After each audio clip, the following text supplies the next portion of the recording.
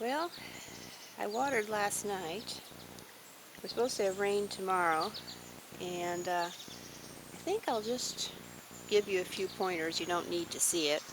But when you water pumpkins, water them under the canopy. Let's try to get this camera down here. Under the canopy, as much as you can. Don't hit the leaves, especially not this time of year, because you'll get an instant case of powdery mildew. So that's what you do. And how often to water? Depends on how much rain you've had.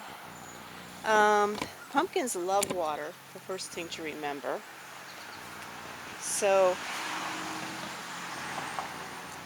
what you're going to do is water them at least 3 times a week for about 15 minutes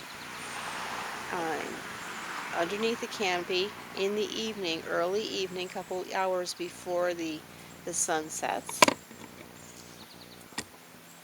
Because pumpkins really do need the water. That's if you have a drought or normal rain. If you have a lot of rain, you may not need to water them at all. Somewhere in between, it's when it hasn't rained for a couple of days, and then you go and water them. So anyway, so that's our watering thing.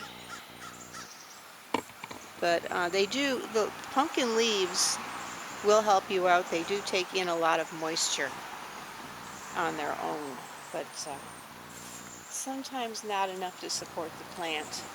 We have enough moisture here where I haven't had fainting problems, knock on wood, when the leaves wilt during the day. I haven't had that in a few weeks now, and that is something that you will see happening. Your leaves will wilt during the day, and as long as they come back at night to suck up the moisture in the atmosphere, it's okay. Don't worry about it. Okay, here, that's our latest thick-walled pumpkin to form. We have 2 large jack-o'-lantern types. This one is big, very big. There's my hand. There's the jack-o'-lantern. I think this is a Connecticut Field. So that's a big one. It's going to be maybe 10, 15 pounds, if not more. We have a few in the middle of the canopy over there hiding. We have some hiding along the edge here too, and those are the elongated ones that were volunteers. I don't know what kind they are. We're also losing a lot of female flowers, and that brings me to yield, because how much you expect to get out of one pumpkin plant usually has to do with what kind of pumpkin plant it is. This one may be viable. That's one of the elongated ones. The smaller the pumpkin, generally the more pumpkins you get. You can get maybe 10 to 20 out of a vine for a very small pumpkin. Here's some large thick-walled pumpkins. And these thick-walled pumpkins, whatever they are, can support 2 fruits on one section of the vine, one tertiary vine. I'm finding the jack-o'-lanterns cannot do that. The ones that came up as volunteers cannot do this. This is a jack-o'-lantern. It's pretty big. Is that turning?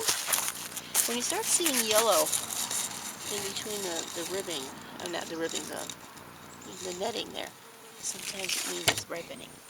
And that was not that big. That's maybe 8 to 10 pounds. Maybe 12 pounds.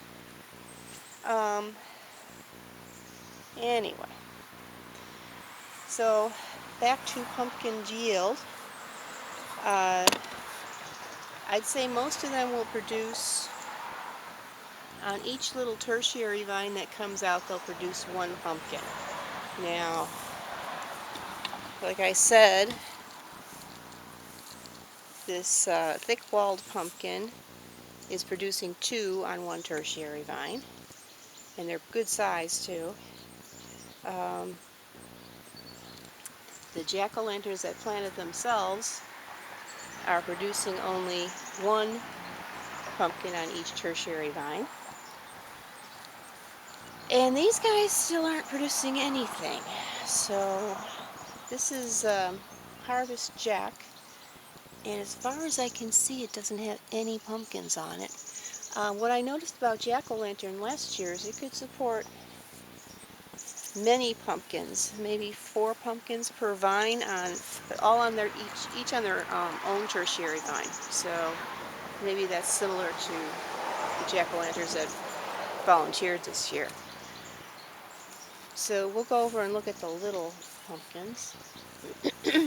Excuse me. Okay, this one's going to rot because I accidentally cut the vine. Okay. Hi, Rosie. Hi, Rosie.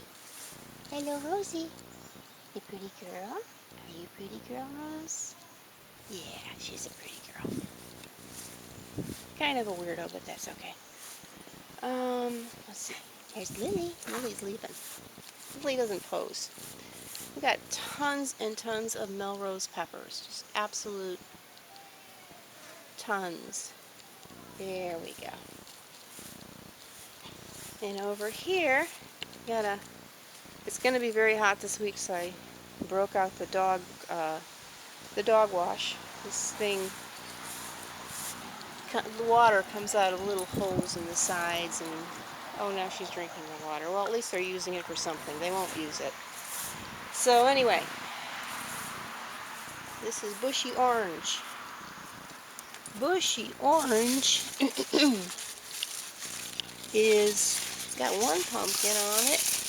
That's maybe 5 pounds, maybe. Lucky with some luck. It had 2, and the other one turned into a little bag of mush and is dropping off.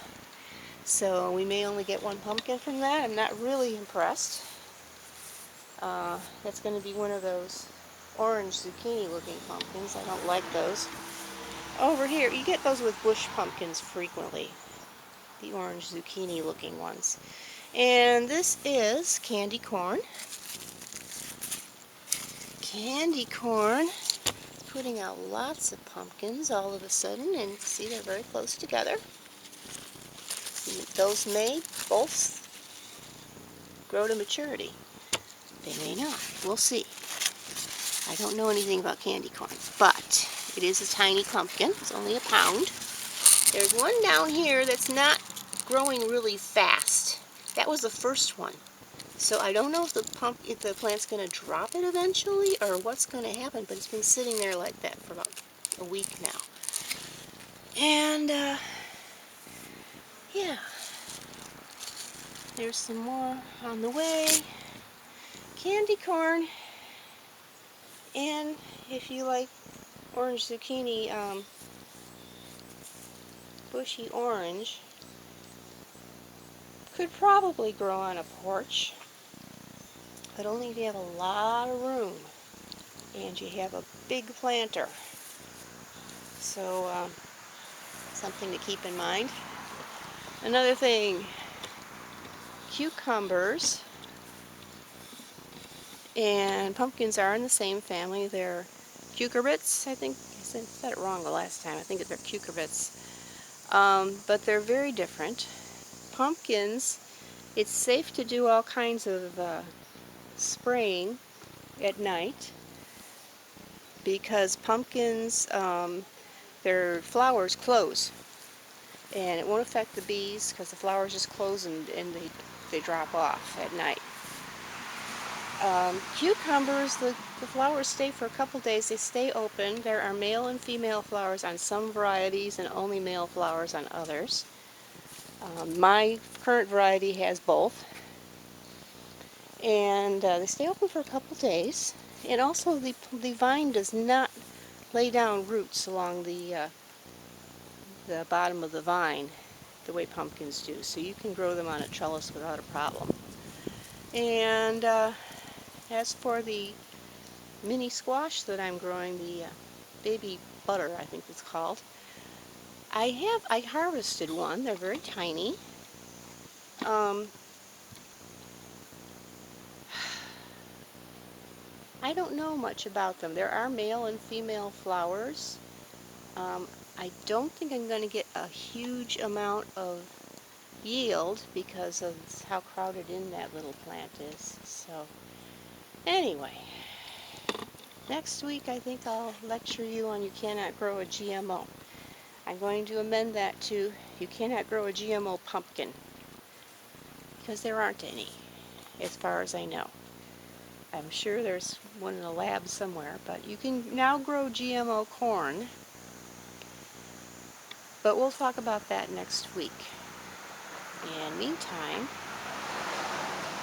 enjoy your pumpkin patches, and I'll see you next week.